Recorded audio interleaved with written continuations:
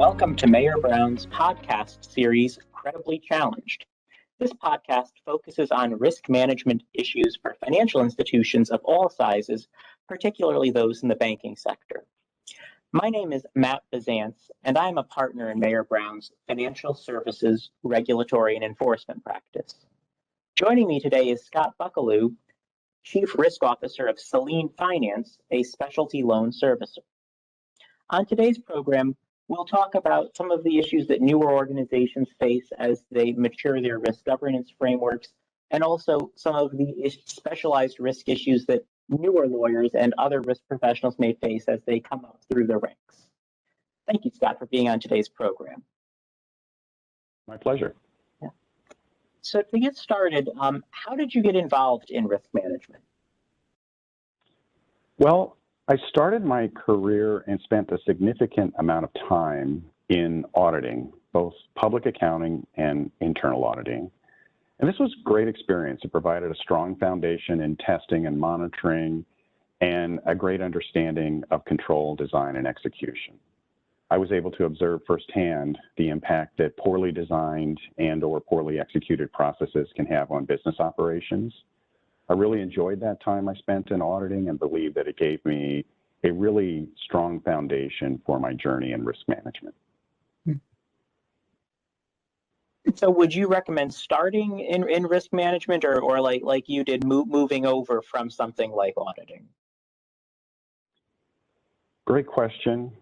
Let me say, as a bit of public service announcement, I think risk management is great experience for people in every industry, especially in financial services.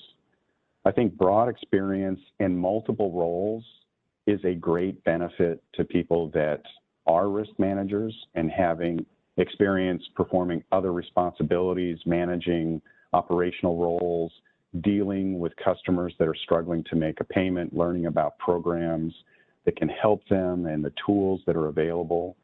That said, I believe experience outside risk management helps a person to develop a broader business perspective and understand how departments interact, how those departments rely on one another.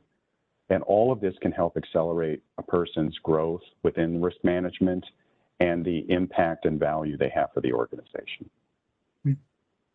Interesting. And it sounds like risk management deals a lot day to day with many other parts of the business, the front line and also senior management, and that as you move up the chain, particularly in risk management, how those relationships with other functions or other parts of companies that you've worked in changed or grown? My experience has been over the past few years, the relationships with risk management and the business have definitely improved. They've grown stronger and I would say much more integrated over those years.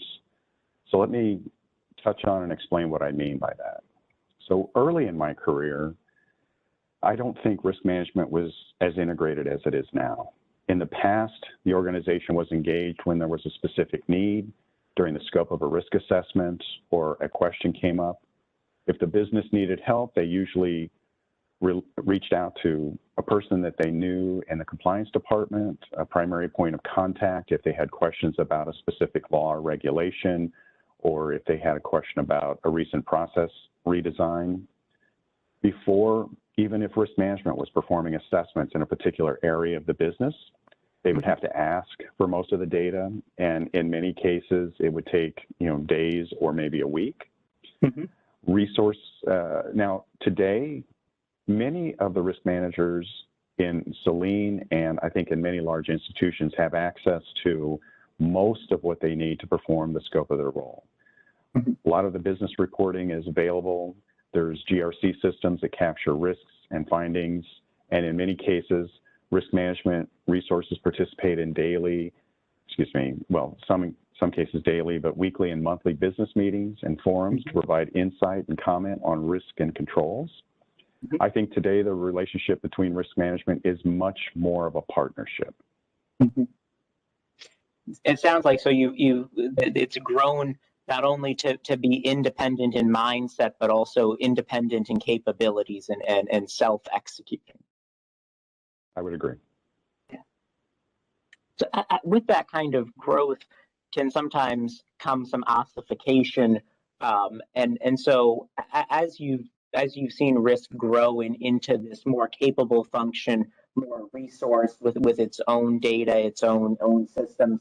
How do you stay engaged, stay in touch, connect with the business on a day-to-day basis, get their data, really avoid becoming the walled garden at larger or much more established companies have been written about in many books? Well, I think that's a challenge that many risk management organizations face. And I think one key component is, building and maintaining great relationships. So, we align our risk managers with key leaders in the business. I meet regularly with my peers to discuss, their business and the risks. I participate in several weekly meetings on operations and monthly results meetings. We have risk managers assigned to key projects and initiatives, and their interaction with the business, both builds relationships. They understand how the business works, and I think the business sees the risk management organization as an important advisor that can provide counsel to the business. Now, we have to also be focused on our independence. So there's some things that we can't do. Now, while we can read policies and procedures, we don't provide approval to those. If we look at process designs, we may provide counsel or guidance, but we don't approve process designs.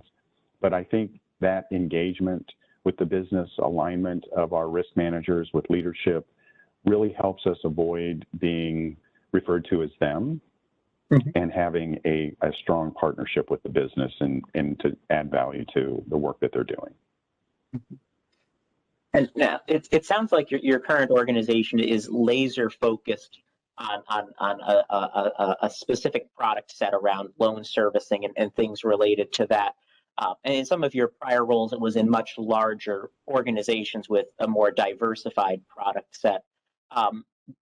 Is the independence, is maintaining that independence, that mindset more difficult when you have a fewer products because you're much closer to them? Everyone in risk is intimately familiar with the products. Is that something that as you shifted organizations, you've had to adjust how you think about maintaining independence? Well, that's a fair question. My thought is that we are independent. The limited number of products for servicing, now, within servicing, we do have a variety of products that we service. We look to grow and develop new relationships with great companies, and so we're working on that all the time here at Selene Finance. But, let me kind of speak to, I think independence is in large part reliant upon the organizational hierarchy and the reporting structure. As the Chief Risk Officer, I have the compliance and operational risk and also the third line of defense, internal audit, reporting to me. Now, my reporting aligns to the Chief Executive Officer.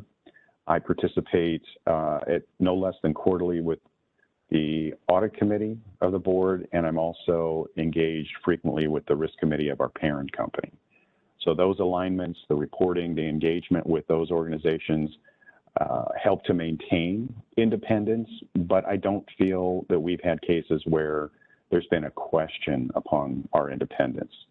We are laser focused. Our risk management team is very knowledgeable of the services that we provide, the products that we service, as well as our tools to ensure compliance with Fed and state regulations. When we roll out new processes, we roll out new products and services, we engage our legal team on any new requirements that may be needed. We advise the business on process design, and then we will eventually, perform independent testing on that. So we don't provide approval, but I think right now, we have strong independence in our organization. We talk about that as a senior leadership team periodically, and I feel good about the position that we're in while still having, the partnership with the business. Right. That's good to hear. That's very positive to hear.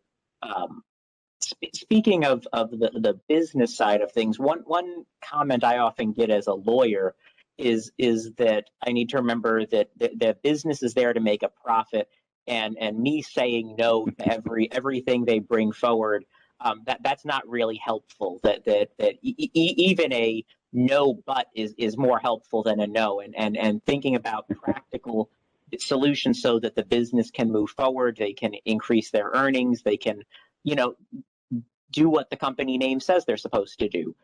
And so they look to lawyers to add value beyond just writing a memo or giving an opinion. And I was wondering, on the risk side of things, beyond being an independent function that keeps them within the guardrails, or an internal audit function that's checking on the effectiveness, how are you adding that value that advances the business's, I'll say, the bottom line type of thing? Well, good question. And, Matt, a little bit like you've commented on there, I think there are some hard no's that I would give as the chief risk officer on certain practices, certain decisions, but there are a lot of things that there are solutions to. And I think working with, the business operations team, our legal counsel, we look to find the right solution for Selene Finance to ensure that we can comply with the requirements of the federal laws and state laws. And we want to protect our customers. We want to deliver great service to our investors.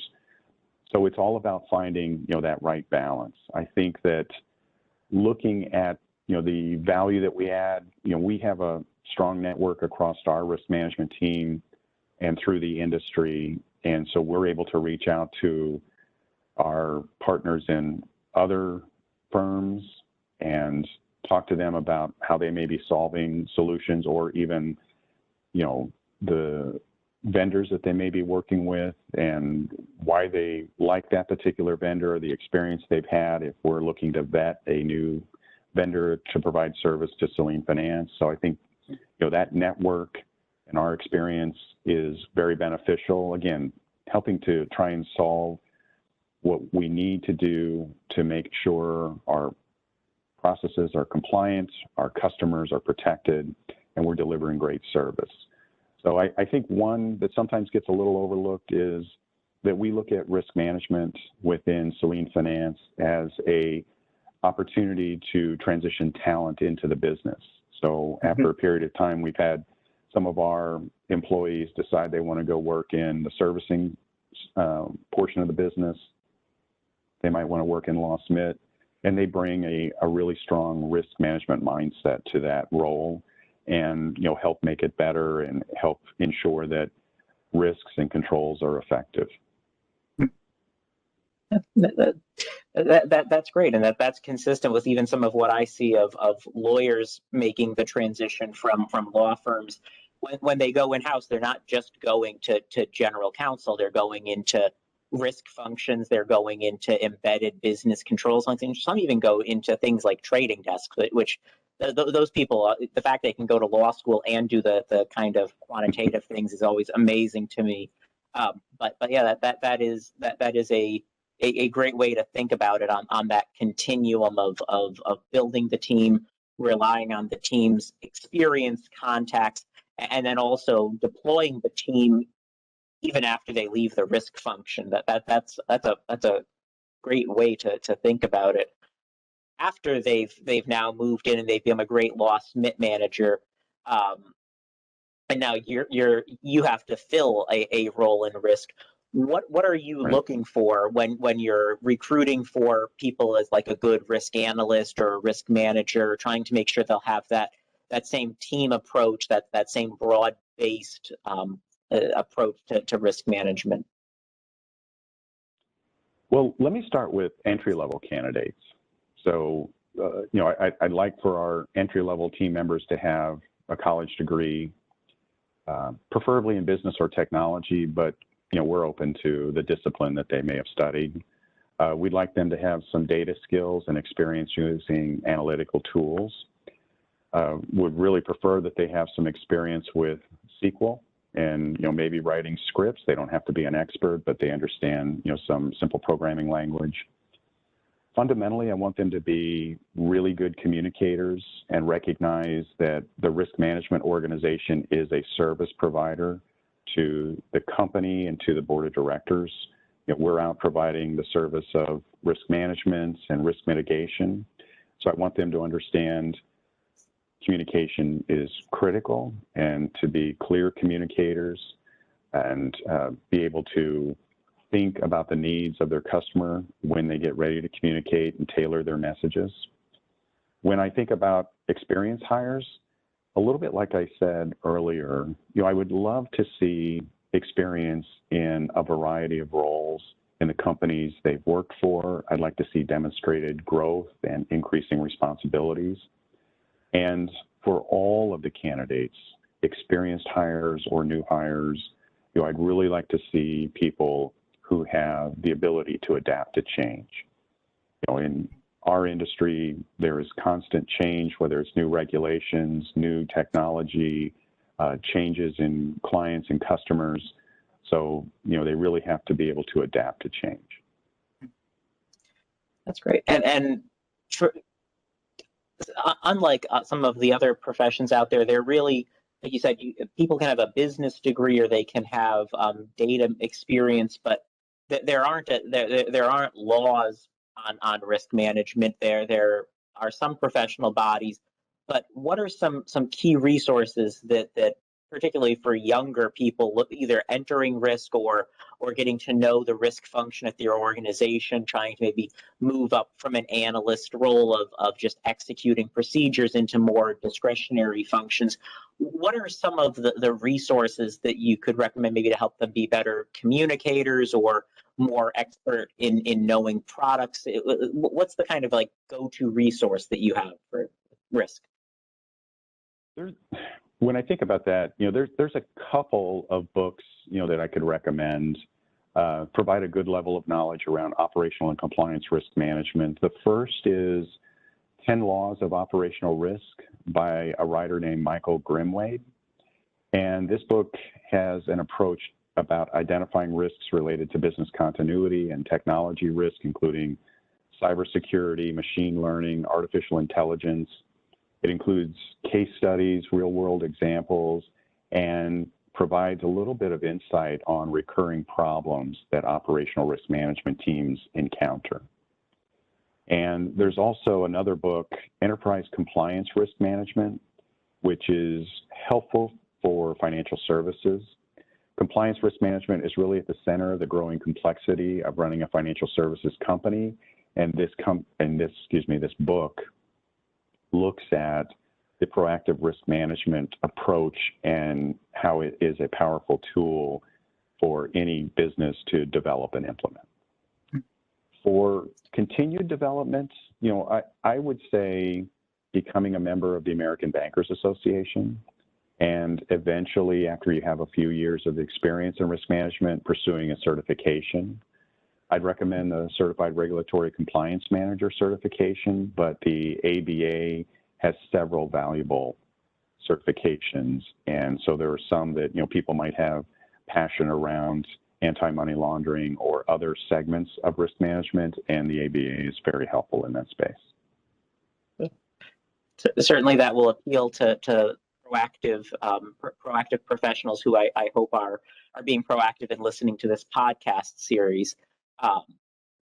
One thing when you were talking about that proactive approach to risk management is thinking about in younger, fast-growing organizations, similar to what I imagine yours has been going through in recent years. There can be the struggle of trying to be proactive, trying to be thoughtful in the design of controls or the design of processes, but also the need to rapidly respond, to be reactive to, we got this letter from a regulator or we have this inquiry from an investor, we need to pivot and do this. How do you balance those kind of the competing long-term be proactive with this has a deadline of tomorrow because we are doubling in size this year, kind of? How do you manage that? Well, good question. We do have some long-term strategic plans for our risk management team. One of those is we're building out our own internal audit team. And currently today we use a third party. And we have a great partnership with a public accounting firm that performs our internal audit function. But hopefully by the end of the second quarter here, we will transition to an internally staffed team to perform our internal audits. So we're making a big investment to bring that function in-house and bring on some great talent to perform internal audits. We think that part of that investment is we'll be able to spend a lot more time and dig a little deeper in our processes and identify some really good advice and findings that we can give to the business to strengthen their processes. But in regards to long-term versus short-term tactical must-do things, it kind of, to me, it gets down to staffing. And so we go through a budget process like every company, and that gets refreshed periodically. And we know, growth projections of our portfolio and our respective teams in the business, and as well as the vendors we use. And so we know what we need to do for staffing in order to manage our risk profile for the activities that we perform in-house. With that said, we have to make decisions sometimes to delay and redirect either staff or funding to focus on things that might need attention right now, hiring people to develop technology solutions versus hiring people to perform more testing. So we try to make those in a grounded and thoughtful way. And we'll look at our budget and staffing every quarter. I'll talk with my team, and there's always a little bit of a tug of war. I wish I could get 2 more people to do more testing and analysis, and there's a budget tug of war. So we're always kind of focused on being practical and also recognizing that the more work that we may be doing, it's going to be touching the business. So we need to have a counterpart in operations that we can work with, and we can't be taking them away from their daily responsibilities. So with that said, we do it in partnership. We try to make the best decisions we can for the department and for the company and for the long-term growth of both the risk management team and our organization, Selene Finance. Yeah. And probably to you and to me, it is the terminology is second nature. But maybe for some of our listeners, particularly some of the lawyers who are newer to this, when you're talking about the risk management versus audit, internal audit, and why it's important to have all 3 lines of defense under the house, what is the structure of the 3 lines of defense for you? At Selene, we do use a 3-line of defense model. Our first line of defense is within our business operations. There's QA and monitoring and reporting within our operational teams. That includes call monitoring and customer complaint management and QC of certain processes, and they provide reporting on all of that. Our second line of defense is fundamentally my organization. So as I mentioned earlier, operational risk and compliance, and our operational risk team and our compliance team performs testing and validation of the activities occurring in our business operations in our first line of defense. So they'll look at first line of defense operations, controls, reporting, process design. They'll provide, reporting on that, opportunities that may need to be addressed, findings that we may have identified. In the second line, we also have a centralized team that manages our federal and state exams, our investor exams, as well as our rating agency reviews. And, this team helps us to prepare, compile information. They manage the interaction with our Fed and state exam teams. And, that's important to have that centralized for us. We make sure we have great control over that. And then in the third line, as you mentioned, third line is our internal audit team. And as I mentioned, we've had a great partner, and they'll continue to be a partner with us. This vendor we've been very pleased with. They brought some great talent to help us for the past 2+ years to perform internal audits. But as I mentioned, we see a great advantage to building out our own team. We can deepen the knowledge of the processes and the relationships that we will build with our organization And also, because we are, physically co-located, we'll be much more aware of changes. We'll have a bit more flexibility in adjusting our audit plan. So the third line of defense is our internal audit team, and really looking forward to having that team internally staffed here shortly. Good. And one comment I sometimes hear from risk managers is that they feel that internal audit is second guessing them, or is it internal audit is more substituting its judgment. It's not just looking at effectiveness, but it's starting to say, well, here's how we think you should be doing a risk assessment, or why didn't you identify these controls in this way. As you're building out the internal audit function, how are you defining things in a way to try to minimize that second guessing? Yeah, that's a good question, and I don't want to lean too heavily, but I think working together to thoroughly ground all the findings is very, very important. To have, in this case, as you're talking about this example, the second line team working with audit to go through, talk about the grounding of any finding it might be. Now, most findings are going to be pretty black and white, as opposed to this example where you're talking about interpretation. But where there is a case that there is maybe an observation or recommendation on how to do something better, I think that's valuable. And I think that, we at Selene are open to that feedback. We want to take it, consider it. We're looking for evidence about, the impact that it may have, and want to work with audit to both maintain the relationship and not overlook advice and counsel they're providing. I don't think if it is interpretation and through the grounding exercise, we don't find exceptions that it would be considered a finding, but I think it's definitely an opportunity that needs to be investigated and thoroughly researched. And if we find that the counsel is the item that the internal audit team has identified is valid, then I think we should move forward and implement that type of change.